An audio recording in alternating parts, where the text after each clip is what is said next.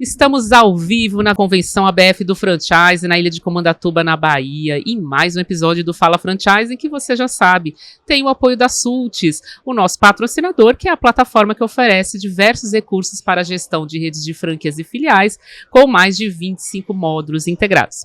E agora, eu prometi no episódio anterior, o tema é economia e franchising, o que vem pela frente.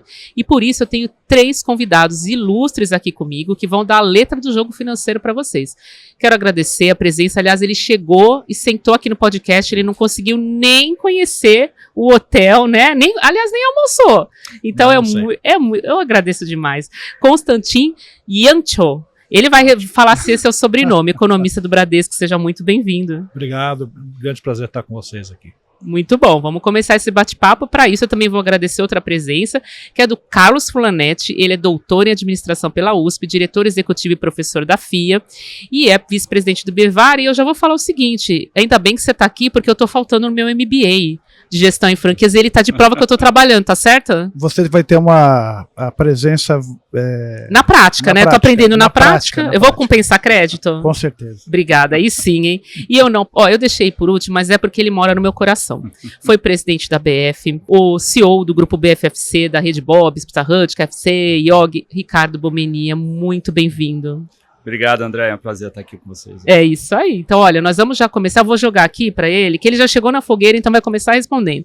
Você vai fazer uma apresentação na convenção aqui, nós teremos a oportunidade de ouvi-lo, mas eu gostaria que você adiantasse um pouquinho do cenário econômico que você já considera daqui para frente, que você vai falar nessa apresentação. Vamos lá. Acho que é um momento bem interessante de economia, né? A gente teve 2 ou 3 anos onde o script tem sido, você abre o ano com expectativas de crescimento mais ou menos, passa o ano, chega no final do ano e, poxa, a economia surpreendeu, né? Aconteceu ano passado, 2 anos atrás, esse ano novamente, né? Para pôr números. Ano passado a gente abriu o ano projetando crescimento, sabe, de mais ou menos 0,5%, fechou em 3%. Esse ano a gente achava que ia ser 1 e pouquinho, fechou em 3%. Né? Então, é um cenário onde a economia real tem ido bem e tem sido um crescimento puxado principalmente para o consumo. Perfeito. Para o ano que vem, enfim, tem algumas nuvens por aí, alguma coisa tem. Né? O Banco Central acabou de começar a subir juros, então a gente precisa ficar um pouco de olho como isso evolui, mas a nossa expectativa é que a gente vai ter um ano com um jeitão, com um feeling, com uma sensação térmica muito parecida com esse ano. A gente até projeta um crescimento um pouquinho mais baixo, né? Depois vamos ver Quanto vocês estão projetando no Bradesco? Novo, a gente está projetando agora 2,1. A gente acabou de revisar, inclusive. 2,1. Vocês revisaram para baixo? Para baixo. Por conta da subida dos juros? Principalmente. Perfeito. E por que você acha que está acontecendo o pessoal está mirando errado? É a função de economista, é isso, Domenix? Você também é. São sempre conservadores, sempre, para dar né? Aquela surpresinha final. O mercado todo está sempre já se surpreendendo. O que está acontecendo? Olha para o câmbio, por exemplo. O que está acontecendo? Sim. O câmbio também é outra variável que tem surpreendido de uma forma repetida. Né? E parte dessa desvalorização do real que a gente tem visto, acho que reflete um pouco uma espécie de ceticismo com alguns aspectos da política econômica. Perfeito. O gasto público tem crescido de uma forma relevante, etc. E de alguma forma esse ceticismo tem se traduzido também em expectativas piores em relação a crescimento. Tá? Essa perna não tem se materializado nos últimos anos. Claro, você tem alguns problemas, algumas coisas que precisam ser lidadas. Inclusive, a gente está num momento, acho com muita expectativa, né, que o próprio governo acabe anunciando algumas medidas de consolidação fiscal agora nos próximos dias, nas próximas semanas. Né? Então, é um momento importante. Né? Acho que se a gente tiver alguma notícia consistente vindo aí, até ajuda para sustentar esse ciclo de crescimento que a gente tem vivido nos últimos anos. Perfeito. Queria botar o Carlos aqui na conversa, Carlos, porque assim, como que esses indicadores que o Jankson, eu vou te chamar de Constantin, hein? Melhor. Porque olha, é um nome de que origem, você falou? O sobrenome é húngaro. O húngaro também, do Constantin. É difícil, né? E esses indicadores que ele já começou a falar, né, taxa de juros, de câmbio, como que eles afetam o impacto dos negócios do varejo e o que vocês têm um indicador no IBEVAR FIA, né, sobre o que o varejo indica? Conta um pouquinho pra gente. Primeiro, prazer estar com vocês aqui. Ainda antes de responder diretamente a sua pergunta, eu acho que nós às vezes estamos nos esquecendo de olhar a matemática. A matemática do PIB é consumo, mais investimento privado, né, mais gasto do governo, mais saldo e balanço. Se você olhar qualquer componente desse, tudo está crescendo. Nós fizemos um estudo lá na FIA e o investimento privado tem crescido, em especial na indústria, mas mesmo olhando para franquias, com a expansão que nós tivemos, né, em franquias de operações, foi da ordem de 2,3% no acumulado de um ano. Bom, são componentes que de alguma maneira empurram o PIB, por isso que a gente tem errado, porque talvez a gente não tenha olhando os fundamentos de como isso é estruturado. Então esse eu acho que é um aspecto. Existe hoje em dia uma preocupação nossa do IBEVAR, que talvez já começou a ficar mais presente no debate, que são as apostas. As bets. As bets têm tirado sono. Provavelmente, pelas nossas estimativas, se nada for feito, elas devem tirar mais ou menos 1% do PIB, o que é muito dinheiro. Pode chegar a 120 bilhões, aí tem vários números. E isso é assustador, em especial para a franquia. E talvez isso tenha impedido que o crescimento, tudo isso que foi comentado há pouco, tenha se traduzido num crescimento não tão robusto para o varejo de um modo geral. Que é diferente, né? Quando a gente está no varejo também, em franquias, ele é vamos dizer, um empreendedorismo assistido, e em função disso o crescimento tende a ser maior e tudo mais. Né? Então, eu diria para você que outro fator que preocupa bastante é a taxa de juros. Juros afeta muito o consumo, então esse é um aspecto para a gente olhar, e eu concordo, a preocupação fiscal é o que está na pauta hoje em dia, mas me parece que a ficha caiu. Alguma coisa vai sair, não sei se é o que a gente espera na totalidade, mas parece que é uma movimentação que está acontecendo. Tá acontecendo. Eu queria até que o Bomini complementasse, porque ele até falou um pouquinho das franquias, e realmente, né, as franquias têm desempenhado melhor que o varejo, né, por conta de ser esse empreendedorismo assistido, de ter essa estrada já consolidada. Então eu queria que você comentasse como que o franchise realmente tem conseguido driblar esse cenário, e até comentar sobre os indicadores, sobre esse cenário que eles começaram a traçar. Por favor, Bomini. Não, perfeito. Bom, o franchising é formado por 13 setores distintos. Verdade. Né? Então você tem um pouco esse head setorial, vamos dizer. Às vezes você está melhor na alimentação, está melhor no vestuário, ou na educação, ou nos cosméticos e perfumaria. Então esse mix, ele é bom para esse contexto, né? Da mesma forma que tem novas marcas entrando, seja nacionais ou internacionais, e um ambiente que poderia estar melhor para a expansão se o acesso a um crédito mais barato, do ponto de vista de spread, de juros versus inflação, tivesse mais disponível. É claro que os recursos estão aí. Quando você vai, por exemplo, para a região Nordeste, você tem bancos de fomento, a região Centro-Oeste também, a região Norte também, no Rio e São Paulo Sul é um jogo um pouco diferente, mas eu percebo os bancos, em especial o Bradesco, que já vem de mais tempo nesse universo de concessão de crédito para a franquia, avançando muito. Perfeito. E eu acho que isso é bom. Obviamente que se a taxa de juros caísse, eu acho que nós estaríamos numa posição melhor, de crescer, né? Muito mais. Sim. Dito isso, eu acho que a gente vive um momento econômico interessante, dado que o índice de confiança do consumidor está ali nesse patamar de 92 a 95 já nos últimos 12 meses, então isso já é uma consistência em termos de confiança, que é muito bom. Está acima do índice de confiança do empresariado? Eu acho que está um pouco acima, e você tem essas avaliações de expectativa de consumo futuro, né? Perfeito. Que normalmente também eles aumentam um pouco. A taxa de desemprego, nós estamos vivendo de novo a menor, emprego, né? Uma das menores, no Brasil. E com um detalhe, Andréia, se a gente olhar os 10 últimos anos, na comparação, 10 anos atrás você tinha 4 mil MEIs, né? Microempresa empresarial. Hoje você tem 15 milhões. Eram 4 milhões, você tem 15 milhões. Sim. Então, isso aumentou demais. A distribuição de renda através dos programas sociais praticamente dobrou o número de beneficiados. Então, você tem também isso jogando a favor e ainda assim caindo o desemprego. Entrando esse dinheiro aí na economia. Um ponto de preocupação, que não quero ser repetitivo com relação à taxa de juros e BET, que realmente atrapalha um pouco se não for devidamente ajustado, me parece que a inflação está fugindo um pouquinho daquilo que se esperava. Né? A gente hoje mesmo, o acumulado inicial já próximo a 4,50, que é o teto da meta do governo, né? E é aquela história, enquanto isso não estiver devidamente controlado, taxa de juros vai subir. A taxa de juros ela tem baixa perspectiva de ter uma queda, vamos dizer que não deveria ser a queda real dela. Perfeito. Eu queria até que o Constantin complementasse por que está acontecendo esse cenário assim da inflação não estar conseguindo ser controlada. Explica o que vem por aí, e depois eu queria que o Bomeni completasse, porque você falou muito de pleno emprego, né, de ter muita gente empregada. Como que a gente está vendo tanto problema de falta de mão de obra assim, no franchise? A gente não está conseguindo repor os cargos. Então começa aqui e depois o Bomeni complementa. E acho que esse último ponto que você mencionou de mão de obra, acho que é um desafio não só para o franchising, para a economia inteira, né? Sim. Inclusive indo visitar empresas, empresários, empresas de todos os portos, desde de empresa de 100 mil funcionários até empresas menores, é uma reclamação que a gente está ouvindo cada vez mais, que é a dificuldade de contratar. De contratar, perfeito.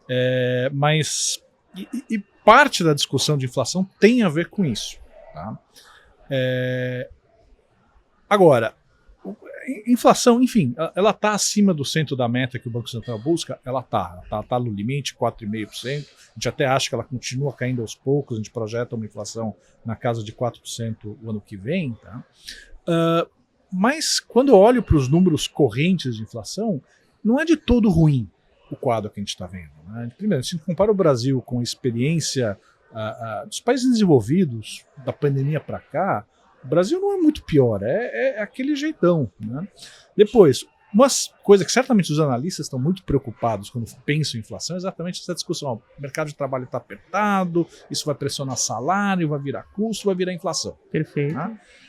Aonde que você imaginaria o primeiro lugar que você vai ver essa pressão inflacionária mais forte vindo de mercado de trabalho apertado? Setor de serviços. O setor de serviços, bem ou mal, ele é intensivo em mão de obra, então se esse custo começa a pressionar, você imagina que você vai ver por aí. A folha de pagamento. Não tem acontecido. Você olha para os últimos dados de inflação, a inflação dos serviços, eu diria, está relativamente bem comportada. E, de novo, se você compara a inflação de serviços no Brasil com a realidade no resto do mundo, olha, é um quadro muito parecido. Tá? Agora, tudo que a gente estudou, né, na faculdade, o livro-texto diz que, poxa, se você tem esse mercado de trabalho super apertado, em algum momento isso vai virar inflação. Né? Então, acho que parte daquela preocupação, olha, a inflação tem a ver com a foto sugere que, olha, o risco parece estar aumentando. Né? E tem aquela outra perna que acho que explica, e câmbio acaba sendo o agente transmissor, né? Que é aquela preocupação, aquele ceticismo, o fiscal, o gasto público, o endividamento, o crescimento da dívida, isso pode pressionar a inflação lá na frente. E aí bate em dólar e, poxa, o dólar é um preço super importante na economia. Então, se o câmbio anda, sei lá, estava em 4 altos, 4,70, 4,80, 4,90, pula para 5,60, o custo de várias coisas vai subir, vai se refletir na taxa de inflação. Então, tem essa pernada de inflação. Né? O Banco Central está subindo o juro por conta disso, né? Acho que a gente vai ter algumas altas a mais, não muitas, acho que não vai ser um choque de juros. Nós mesmos projetamos mais 3 altas de 0,5 ponto percentual nas próximas 3 reuniões. Né? A gente ainda acha que está na mesa uma discussão de corte de juros no segundo semestre do ano que vem. Acho que depois depende de novo dessa discussão sobre o que vem fiscal, se as pessoas se acalmam um pouco ou não a respeito disso. Né? Mas é um desafio e acho que é para a gente pensar, né? Continuar acompanhando de perto. É isso aí. Quer complementar, Bomeni, com a pergunta que eu te falei? Sim. Assim, o Brasil tem. Olha tem quem tá ali, quem dá um beijo, né? o Bomeni. Ele ontem, pode entrar antes do Bomeni responder, porque ontem ele veio aqui, ó, mas fala pra câmera ali, ó. Obrigado. Fala pra câmera ali, quem que vai vir no próximo, um dos próximos episódios? Meu querido Fernando Fernandes. Manda um beijo lá pra câmera. Comentar que hoje o Ricardo se superou. Deu um Obrigado. show, eu já falei pra ele, a gente não tava ao vivo, Eu sou fã de carteirinha há mais de 20 anos. Hoje ele se superou. ele deu um show, ele deu um show. Obrigado. Foi aplaudido de pé, viu? Foi E aplaudido de eu pé. estava lá aplaudindo de pé, porque realmente ele vai falar um pouquinho, vai dar uma palhinha do que ele falou lá embaixo, ele vai falar aqui, mas vamos chegar lá, a gente tá segurando vocês, que no final ele vai contar essa parte. Mas continua, menino. Ele Não, tava obrigado. doido pra entrar, precisava deixar ele aqui. Não, mas eu estava dizendo o seguinte, o Brasil tem uns números, né, que precisam ser entendidos, né? Então, por exemplo, mercado de trabalho. São 50 milhões de pessoas, quer dizer, Muita gente. um país de 210, né? Uhum. Onde é que estão os outros? Você tem uma população idosa, você tem uma população de Criança, né? Menores de idade. adolescente, né? Tem uma parte que está sustentada pelo governo, né? E tem uma parte que não procura emprego. Sim. Tem uma outra parte que são os micro e pequenos empresários e daí para frente. Então, ela já é uma conta justa. Desses 50 milhões aproximadamente, acho que é mais ou menos 70% privado e 30% público, né? Então, quando você tem um pequeno reflexo de aumento de renda, aumento na economia, você imediatamente sofre. É claro que em alguns centros urbanos maiores você sente isso mais rápido, eventualmente no Nordeste você vai sentir muito também, mas um pouco menos. E você tem uma característica ainda dos jovens que estão entrando no trabalho, que eu não gosto muito de dizer isso, de classificar a geração, se é geração A, B ou C. Mas é Outra grupo, mentalidade. é um né? grupo de pessoas que passou por pandemia. Sim. Né? E a pandemia ela deixou muitos reflexos, né? Seja de saúde mental, seja de uma necessidade de querer fazer mais coisas ao mesmo tempo. Então eu acho que só o tempo vai mostrar para a gente um pouco como é que isso vai se modificar. Nós estamos experimentando na nossa indústria, que é uma indústria de primeiro emprego, né? Um turnover um pouco mais alto, em função justamente de uma característica de se ficar menos tempo em cada posição. Então, acho que isso vai continuar acontecendo um pouco. Perfeito.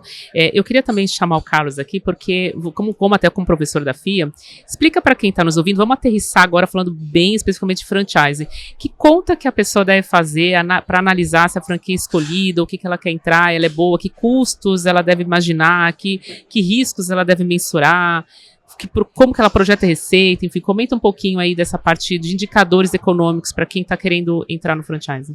Bem, mas para qualquer investimento que você faça, assim, geralmente o primeiro que qualquer um olha em quanto tempo você vai recuperar o investimento que está fazendo, que é o famoso payback.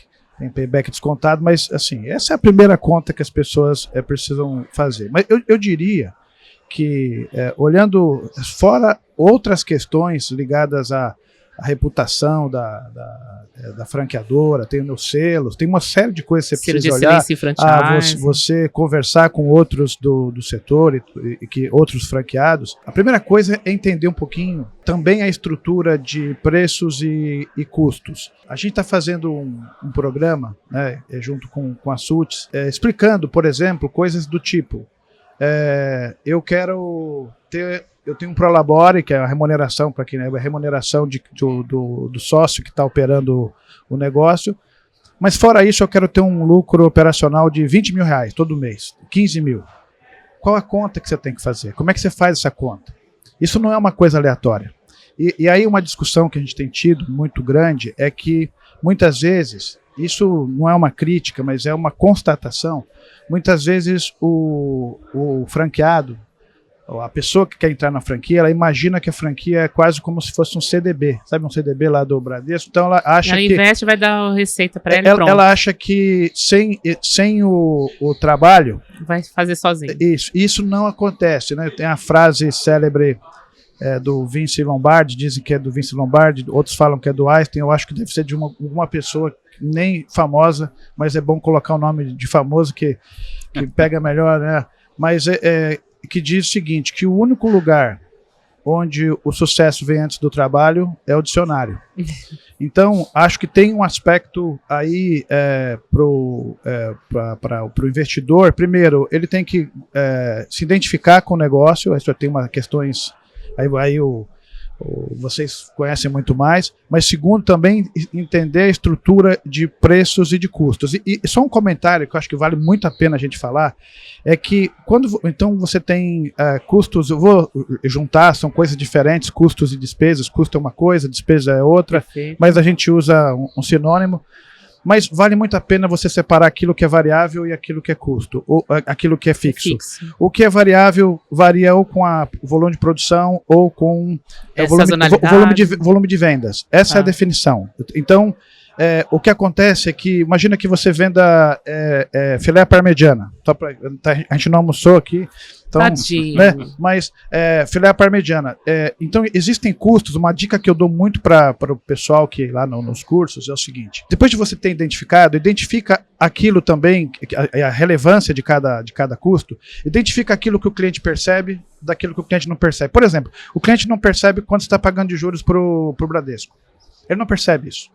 Isso para ele é irrelevante. Assim como quanto você está pagando de aluguel.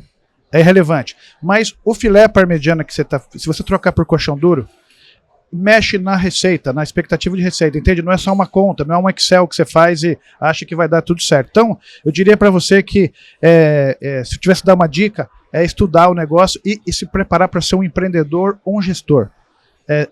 Um franqueado, antes de mais nada, ele é um gestor. Ele não é alguém que comprou um título do Tesouro Direto e que vai ter juros. Isso não acontece. E o bom do franchise é que tem os franqueadores já preparados para dar esse suporte, essa conta, essa análise, esse caminho. E antes de eu vir aqui para o Constantinho, eu queria que você rematasse o que ele está falando e falasse um pouquinho de como estão mais ou menos. Claro que o setor o franchise é multissetorial, cada um tem uma realidade, cada um tem uma história, mas em geral, como é que é composto o custo? O que pesa mais? É custo de ocupação? É de mercadoria vendida? Como é que é de pessoal? Conta um pouquinho, Bomini, como é que tá? Vai depender de cada setor, né? Se é serviço, se é varejo. Se está em shopping, se não está em shopping. Se está em shopping, se está na rua, né? Mas, assim, o custo de pessoal é um custo sempre importante. Né, em qualquer negócio. O custo de mercadoria para quem revende, né? Porque muitas vezes, por exemplo, você tem o caso de uma instituição de ensino, é um modelo diferente. Você tem o material, mas ao longo do tempo é uma outra dinâmica. E custo de ocupação, eu acho que existe para quase todos os setores do franchising, porque praticamente todos têm o seu ponto comercial, com exceção de algumas micro franquias, né, que são de serviço, que aí não vão precisar. E esse custo ele tem se tornado mais elevado ao longo do tempo. Mas o restante, você vai equilibrando e vai, de alguma forma, modificando, colocando mais tecnologia, colocando mais inteligência artificial e vai aumentando a sua produtividade em cada uma das linhas. O ponto comercial é o que eu sempre falo no varejo, né? O varejo não é nada sem um ponto comercial. É claro que você tem toda uma discussão de e-commerce, mas mesmo assim a experiência ela está no ponto de venda. Né? Ela muitas vezes começa digital. Nosso negócio, por exemplo, é mais de 50% a venda nossa é digital. Ela começa em algum formato digital e necessariamente ou termina na loja ou com um produto na casa do consumidor. Perfeito, muito bom. Olha, o Bomini, ele deu uma deixa lá atrás, falando sobre a própria atuação do Bradesco, e eu queria até ver de você como que os bancos estão vendo o franchise, assim, como que vocês estão se aproximando, entendendo o setor, criando linhas específicas. Fala um pouquinho pra gente, Constantinho. Tá, e deixa eu fazer um link com a discussão macroeconômica. Né? Dá uns números. Tá? Antes da pandemia até hoje. Tá? Salário médio, pegando formal e informal, em termos reais, deve ter crescido uns 6, 7% mais ou menos. Tá? De lá para cá, o Brasil criou algo como 6 milhões de empregos, formal e informal. Tá? Junto a esses dois números, você tem um crescimento de massa salarial importante. Né? O Bomini mencionou os programas de transferência de renda do governo. Joga isso no caldo. Então você olha, pensa nessa, eu não gosto de usar muito economês, mas enfim, essa massa salarial ampliada que pega tanto a renda de mercado de trabalho quanto os programas de transferência de renda, em termos reais cresceu 6% ano passado, 6% ano retrasado, esse ano deve crescer uns 6%, já até imagina crescer um pouco menos ano que vem, mas continua crescendo, mais uns 3,5% mais ou menos a nossa projeção. Então, isso aqui é uma explicação de por que a economia cresceu puxada por consumo, essa discussão de renda. Né? Agora, voltando à tua pergunta especificamente. Poxa, franchising é um segmento onde esse crescimento da economia do consumo se expressa, ele aparece. Então, nós bancos, a gente quer aproveitar e surfar esse crescimento da economia, é um dos segmentos que vai a rebote.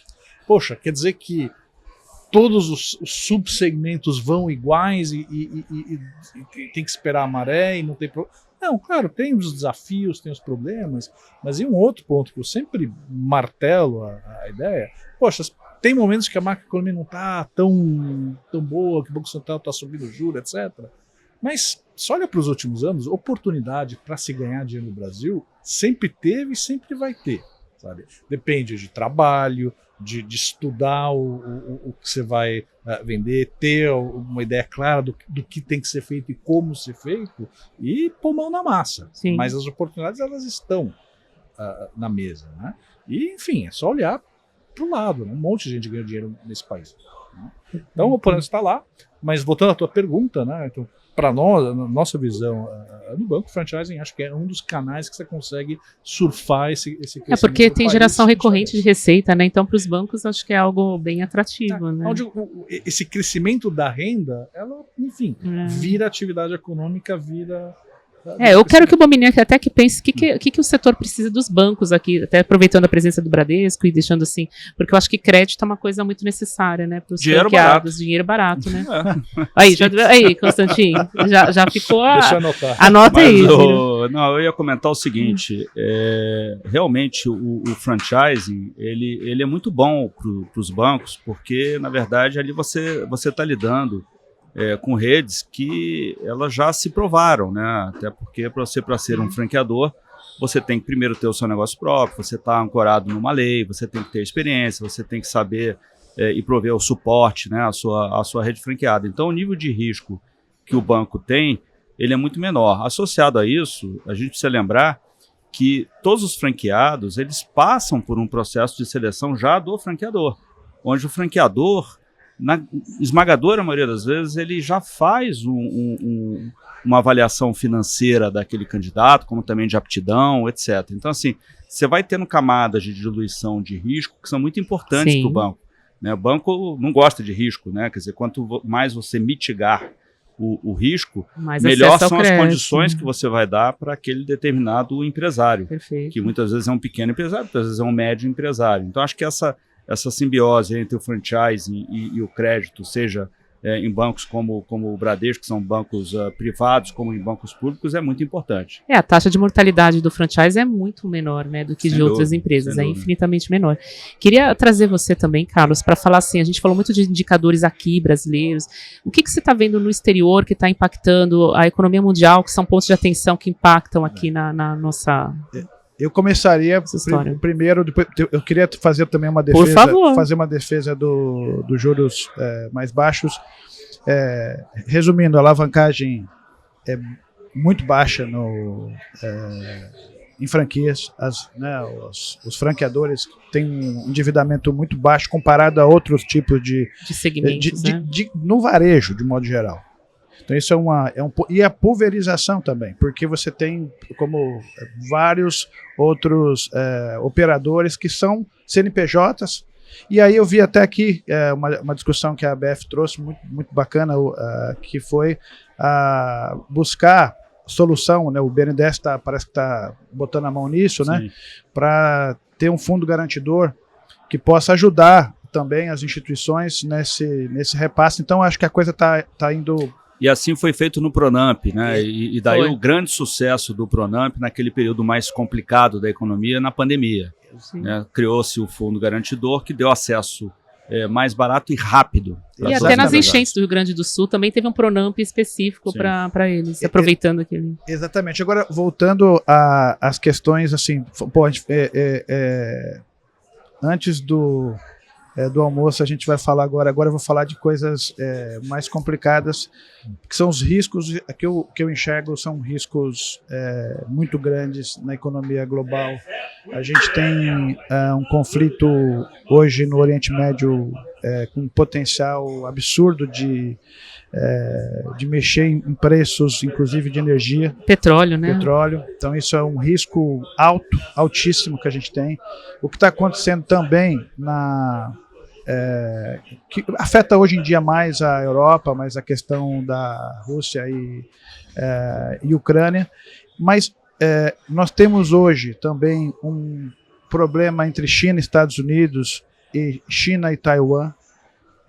Nós temos muita guerra rolando em vários lugares do mundo. Nós temos problemas de água em muitos países, pouca gente está falando, e até Portugal é um país que tem risco, existe uma categoria, eles já estão numa categoria que já é arriscada, então tem muitos riscos. Agora, então isso no curto prazo pode ter alguma transmissão para cá, tem que acompanhar. Mas o que eu enxergo?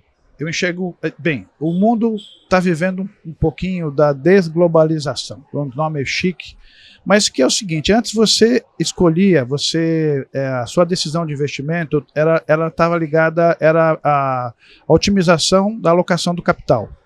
Onde se na China é mais barato produzir, vou produzir lá. Mas com a pandemia ela só trouxe para a gente um risco que a gente não tinha, que é essa logística toda. Na hora que faltou respirador, etc., o mundo começou a olhar e falou: ei, eu quero respirador, mas eu não produzo. O meu é o último a chegar.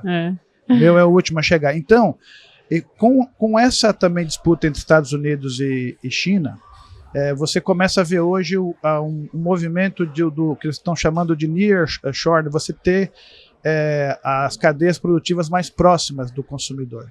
Perfeito. E isso estruturalmente é inflacionário, entende? Isso estruturalmente aumenta custo. Eu entendo e concordo que é uma preocupação, né? Muito embora, se a gente tentar olhar o outro lado do copo, né, a gente não tem tanto aqui na nossa região o problema geopolítico, né? Porque a gente está distante, quer dizer, essas questões vão impactar primeiro, né, o caso da guerra mais na Europa, né, o caso de China e Estados Unidos entre eles, e isso respinga realmente em todo mundo. Mas olhando para o nearshore, a gente tem uma possibilidade enorme aqui com a Argentina, a gente tem uma possibilidade enorme com o Chile. O Brasil, eu ia chegar, o Bobeni falou uma coisa que assim, o meu raciocínio é o seguinte: o Brasil tem uma oportunidade de ouro nessa mudança. Porque, além disso, tem um outro elemento que talvez, olha só, você está falando de falar de tendência em franquias. Os serviços ambientais, crédito de carbono, água, lixo, pode ser, daqui a pouco, uma oportunidade para o mundo de franquias. Pode ser, eu não sei ainda falar isso, mas o Brasil é realmente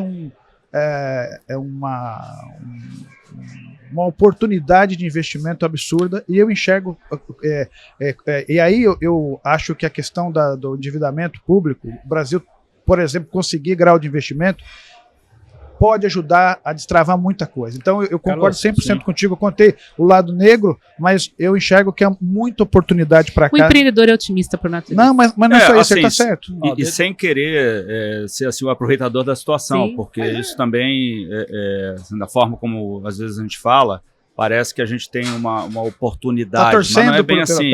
Eu acho que e não é nada disso, quer dizer, eu acho que essas acomodações que você mencionou, né, que vêm desde de período de pandemia, estão fazendo os próprios governos e sociedades repensarem até determinadas leis, o que importa, o que não importa, o que incentiva e daí para frente. Mas esse eu acho que é um caminho sem volta. Você vê, por exemplo, o que está acontecendo com o México hoje. Né? O México se beneficiou demais de uma mudança de postura, que foi política, né, de aumento de fluxo de comércio com os Estados Unidos. E tem tudo a ver, eles estão colados. Estão colados, estão próximos. Deixa eu fazer Acrescenta, dois comentários. por favor, Constantino. No que você disse. Tá? Primeiro, você pega as economias do G20, que são as 20 maiores economias do mundo. Olha a geração de energia elétrica delas. Tá?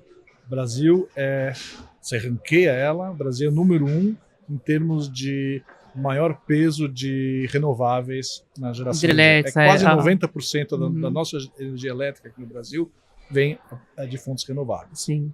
primeiro do G20. O segundo Eólica lá. o segundo é o Canadá e não atrás. Aliás, está na minha apresentação amanhã, exatamente esse. Por isso que a gente está aqui adiantando. A gente já adiantou o João Branco aqui, já estamos adiantando o Constantin. Vocês têm que seguir o Fala Franchise. E outro ponto que isso não está na apresentação, mas eu queria comentar também, né? Então você tem toda a razão, né? Você tem a indústria que passou décadas no just in time, de tentar tornar maximizar a eficiência, e você tira toda a folga das cadeias de suprimento, né?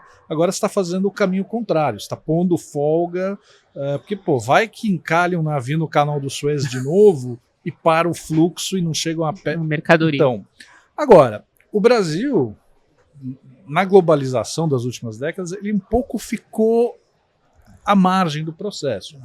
Em parte por quê? Porque a gente tem um sistema tributário complicadíssimo. Eu ia entrar nesse aspecto, vai Você ser tem próximo. um sistema, custos de logística elevados aqui no Brasil, né? Então, poxa, se era difícil pegar o Brasil e encaixar nessas cadeias que você focava totalmente na coisa. O que o Brasil sempre teve de vantagem? Um mercado interno grande. E, enfim, é grande. Que dava para viver daqui, né? Bom, se hoje, nesse contexto de desglobalização, a importância relativa de ter o máximo de eficiência e coisa diminui, que você está pondo folgas, está aceitando mais custo lá, bom, quer dizer que a importância relativa de ter um mercado interno grande aumenta. Né? Perfeito. Então, pelo amor de Deus, não estou dizendo que a gente não tenha que reduzir as ineficiências da nossa economia. Claro. Tem que estar na nossa lição de casa para esse governo, para o próximo, daqui a 3 governos, e enfim, para tudo sempre. Né? Mas a importância, o peso relativo desse mercado grande que a gente tem, ele se torna mais valioso nesse momento em termos do que a gente estava antes. Né? Acho que esse é um ponto. Eu vou pegar esse seu gancho, que já ia mesmo aqui botar o Bomini para falar, porque a gente até comentou aqui agora há pouco que ele deu um show, ele falou sobre reforma tributária, que é um assunto que envolve aqui no que a gente está falando. Todos os indicadores passam por isso. Então, eu queria que o Bomini desse uma síntese do que foi falado e de como o setor tem visto a reforma tributária, e depois nossos 2 amigos aqui complementam. Por favor, Bomini. Nós tivemos uma plenária que eu acho que foi muito interessante e começou, né, com o Dr. Roberto Duque Estrada fazendo um alinhamento de conhecimento básico do que está se propondo nessa reforma tributária e, eventualmente, aquilo que pode impactar o franchising. Né?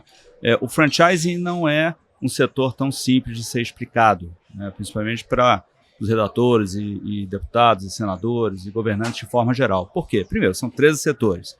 E quando você olha os 13 setores, são 13 setores que operam negócios de varejo, de serviço e daí para frente.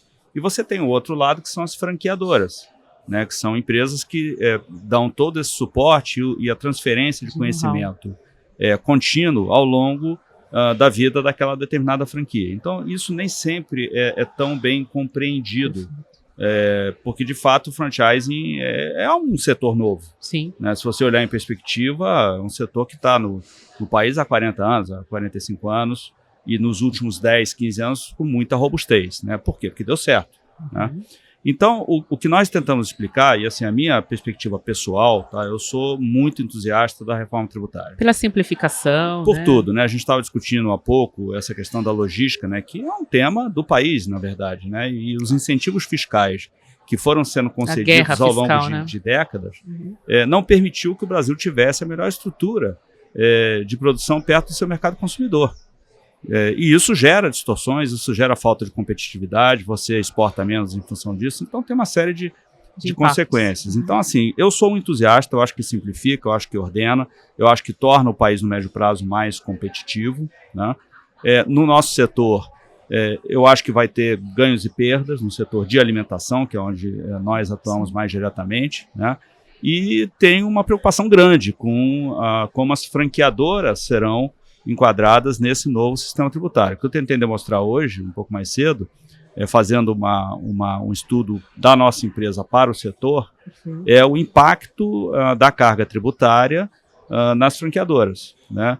O que pode oscilar entre 70% e 100% de aumento de carga. Quer dizer, isso é injusto. É injusto, porque uma vez colocado esse cenário, né, das duas uma, ou vai quebrar um monte de empresa, né? E quando quebra um franqueador, você está falando na quebra do franqueado, Claro. porque o franqueado não existe sem o franqueador, né? Ou soluções que são aquelas soluções que ninguém quer fazer, porque não são ortodoxas. Então você tem uma série de questões que vão começar a aparecer, não, então faz desse outro jeito. Aí vai continuar a cada um tentar dar o seu jeito, ao invés de fazer uma discussão objetiva e aprofundada com o governo para tentar demonstrar o que um erro, às vezes, de compreensão pode gerar de dano em toda a cadeia. Perfeito. Queria que vocês complementassem isso que o Bomeni comentou e como vocês estão traçando isso nos cenários econômicos, estratégias. Então, em primeiro lugar, de novo, dar os parabéns. Foi realmente uma aula ali para todos nós. Como cidadão, eu estou com o Bomeni 100%. Acho que chegou a hora de fazer. Muito complicado. Ele até comentou, demorou 30 anos, né? Eu trabalhei um bom tempo da minha carreira em empresas internacionais, fora do Brasil e aqui. É muito complicado explicar imposto por dentro, por fora, explicar que tem que importar por Santa Catarina, por outro porto, mandar um negócio. Isso é inconcebível para um ambiente de negócio. Então, estamos de acordo. Agora, realmente existe uma particularidade, porque eu só acrescentaria no que você falou, uma outra solução também é muito ruim para o sistema, que é você reduzir o nível de serviço. Porque se você te tira uma parte do teu resultado em impostos, e a gente estava discutindo sobre... Oferece menos para receber menos. Discutindo que tem um papel, e essa é uma discussão que foi muito interessante que aconteceu lá, é o enquadramento do franqueador como alguém que educa. Não é? E isso muda radicalmente a relação. Quer dizer, para você prestar esse serviço, você tem que ter recursos.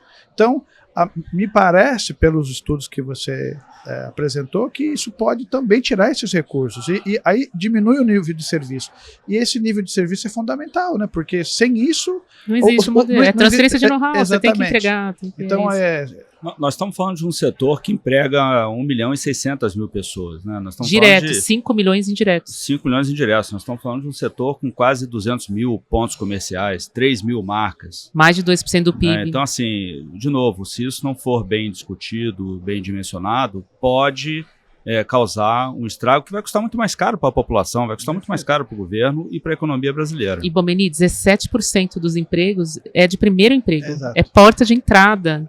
E o Sebrae fez um estudo falando que o segundo maior sonho do brasileiro, que eu fiquei em dúvida, qual é o maior sonho do brasileiro? Primeiro é viajar. Eu até achei que era ter carro, casa, não é viajar. E o segundo é ter um negócio próprio. Então, assim, as franquias é que permitem isso de forma mais assistida, como a gente tem falado aqui, né? Constantin, comenta com a gente. A reforma tributária, quando foi aprovada, eu também fiquei quase emocionado naquele momento, porque, poxa, eu acompanho esse processo desde o começo da minha carreira, 30 anos e... Vai acontecer, vamos discutir. Finalmente saiu, tá? Então, vamos lá. Sem sombra de dúvidas, daqui a 10 anos, passado a fase de transição, etc., acho que a gente vai ter um sistema tributário mais compreensível, mais simples, e disso a gente vai ter um ambiente de negócios melhor. Tá. O caminho, a transição, a gente pode criticar certos aspectos, enfim, né? É o custo de a gente chegar nesse lugar que, na minha opinião, melhor do que a gente está hoje. Né? Um dos grandes defeitos, acho que do sistema tributário brasileiro como ele é hoje, é uma total falta de transparência. Não está claro para ninguém quem está pagando aonde e quanto. É uma coisa escondida. Imposto em cima de imposto, ou seja, tenta destrinchar uma conta de luz, entender para onde vai o quê? Isso aqui por cento é para cá, esse por cento é para lá. Não, literalmente você está pagando imposto em cima do outro imposto, está especificado lá. Bom, enfim, com o novo sistema, a transparência, primeiro, na hora de negociar no Congresso, meu setor vai ficar muito transparente hoje, vai ter uma alíquota do IVA, do valor sobre imposto sobre valor agregado, né? Poxa, você vai ter que querer dar um benefício aqui, vai ter que subir a alíquota de todo mundo X%. Essa transparência já torna toda negociação coisa. Bem claro. Parte dessa transparência é exatamente, acho que o ponto que o Bonomi falou, olha, Você tem que explicitar como que funciona a cadeia, onde que está essa tributação, e, poxa, se você tem que fazer algum ajuste aqui... O problema é que a tributação está ficando nos serviços, né? Que não tem crédito apropriado. Então, Essa conta que é o problema, né? Exato. Não tem crédito. Em última instância, né, qual que é o conceito? Que o consumidor pague inteiro, né? Você vai abatendo os créditos. Repassa. E repassa. Repassa, que é o medo. E o último consumidor é que vai pagar todo o tributo. Sim. A lógica é essa. Né? Perfeito. Então, certamente vai haver. E aí aumenta a inflação. Em tese, talvez tenha neutro. desemprego, aumento do desemprego. Provavelmente vai ter alguma redistribuição, acho que é provável que tenha, mas em tese teria que ser neutro em termos de carga total. Vamos ver se efetivamente vai ser ou não. Mas ao tornar todo o sistema mais transparente, acho que aí se você cria as condições para, enfim, sentar com a Receita, com o Congresso e falar, olha, o problema que foi criado é esse e isso precisa ser resolvido. Sim. Né? De uma forma transparência e aberta, e não da forma opaca que normalmente essas coisas são feitas hoje. Que aí fica definido, ninguém entende, de repente mudou alguma regra e depois aquela mudança de regra pega um outro setor que também... Enfim, então eu acho que a gente está caminhando, vai ter problemas, tem desafios, a gente está caminhando para Nós vamos ter um podcast só sobre isso, mas eu acho importante que esse princípio de manter a carga tributária, de neutralidade, já pela essa conta já não está sendo feito, né? Porque se pode aumentar quase 100%. Mas eu quero aproveitar a sua presença aqui, Bombini, que a gente está se encaminhando para o final, porque o Bob's fez 40 anos de franchising, né? Sim. Então eu queria que você comentasse sobre isso, até porque nesses 40 anos, o que você viu de mudança, como que era, como que é hoje, que evoluiu, que não evoluiu, o que vocês estão fazendo. Faz esse panorama pra gente, por favor. Sim, um prazer até. A marca tem 72 anos, né?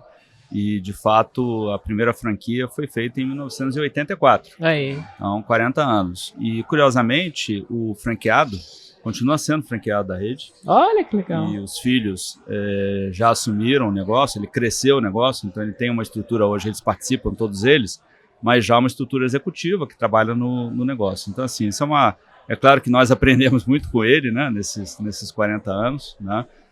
Mas o gostoso do franchising é essa retroalimentação. Então, eu me lembro que há 25 anos atrás a gente estava em 3, 4 estados. Hoje nós estamos em todos os estados da federação e cada estado é diferente do outro. Nós, normalmente, que moramos em São Paulo ou no Rio de Janeiro, nós temos um hábito ruim de, toda vez que a gente fala do Nordeste, a gente fala do Nordeste como se fosse uma coisa só. A mesma coisa vale para o Sul, a mesma coisa vale para o Norte.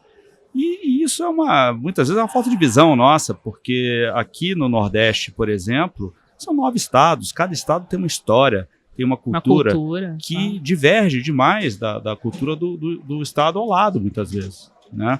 E esse aprendizado com pessoas locais, que operam localmente, que conhecem a dinâmica local do negócio, é muito importante. Então, assim, eu acho que o principal que mudou, André, é o aprofundamento desse conhecimento. Eu acho que nós estamos ainda no começo, porque o Brasil tem 5.568 municípios. Dos quais o franchising está em 62%. Então, está em 62%. Eu vou dizer, o Bob's está em 230 municípios. Olha a quantidade de lugares que a gente pode levar o sonho de alguém ter essa marca ou do consumidor de experimentar os nossos produtos nesse lugar. Então, esse aprofundamento de Brasil, nós estamos no começo. Perfeito. E eu acho que as redes verdadeiramente vão crescer muito ainda aqui. E, claro, vão precisar de uma logística melhor, vão precisar crédito melhor, de um crédito justo.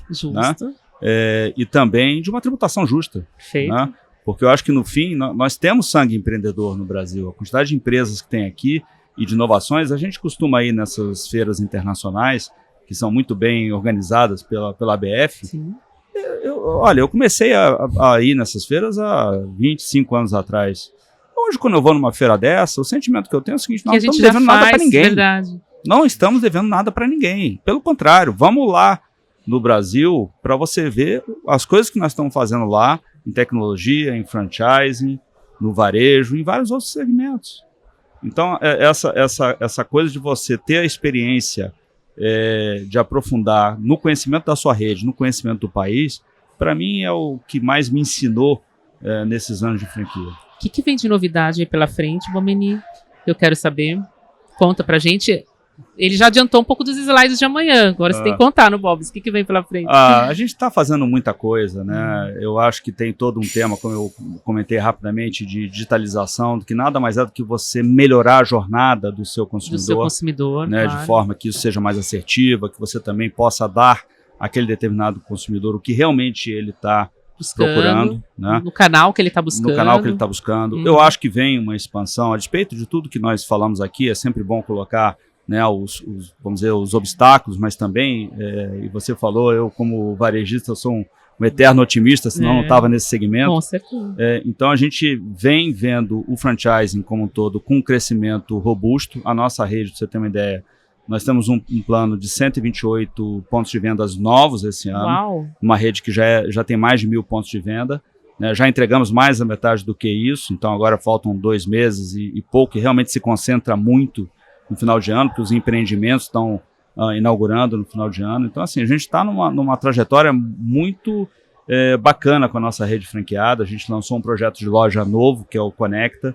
A gente criou incentivos para os franqueados reformarem mais rapidamente as lojas numa conta econômica, com um pequeno desconto que nós demos. Ele reforma, aumenta o faturamento nessa reforma em 15%, 20%, isso se paga rapidamente o investimento que ele fez. Retorna também. Para ter uma rede, a gente já chega ao final desse ano com 60% da rede reformada de um projeto que começou há 2 anos. E eu acredito que no final do ano que vem a gente está com praticamente tudo reformado. Aí você tem uma rede nova, com um posicionamento claro no mercado e crescendo. Então eu acho que isso é a beleza do franchise, você saber, eu ouvi isso aqui na convenção, é saber ouvir de verdade o que o seu franqueado está dizendo. Não assim, já vem esse cara dizer isso de novo.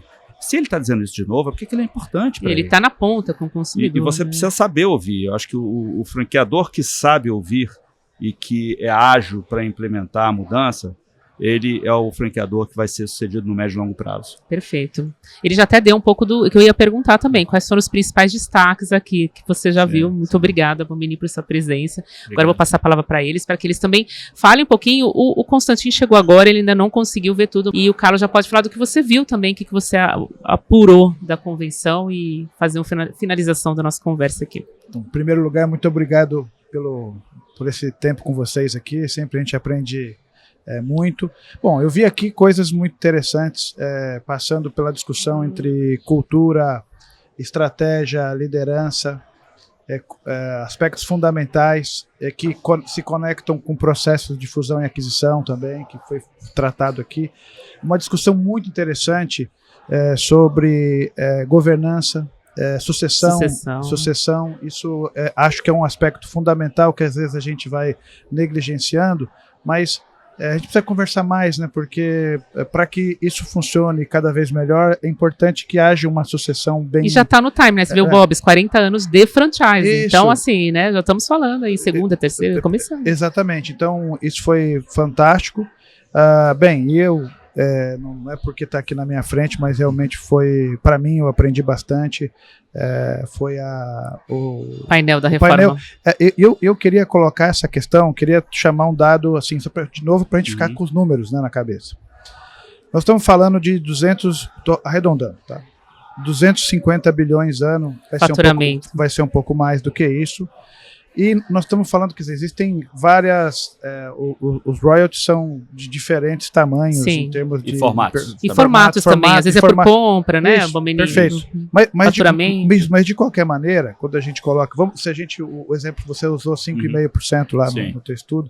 Mas que você coloque 5%, que você coloque 10%, você vê que o que a gente está discutindo aqui é só uma fração do bolo, que é um bolo maior, entende? Então você tem um bolo de 250, se fosse 10%, ele seria um bolo de 25 bilhões, não é?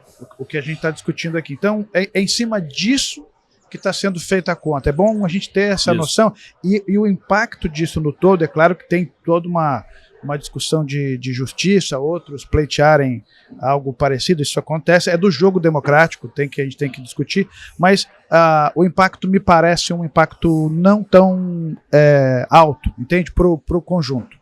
Não sei se eu aprendi o que você falou bem.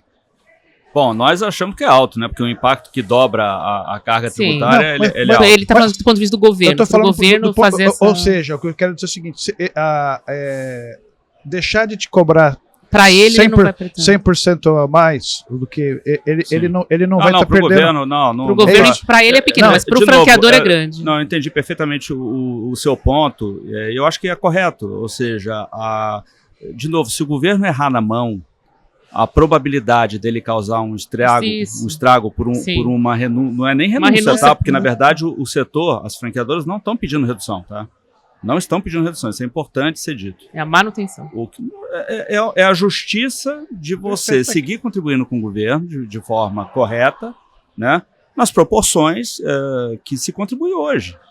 Sim. Tá certo? Para poder o sistema continuar funcionando. E eu defendo isso para qualquer setor. Sim. Eu entendo que o governo, né, talvez até por uma visão de longo prazo, que também acho interessante, fez um pequeno privilégio da indústria, porque de fato a indústria do Brasil ela foi ficando obsoleta ao longo do tempo. Então esse pequeno incentivo, ele pode colher fruto no longo prazo, tá certo?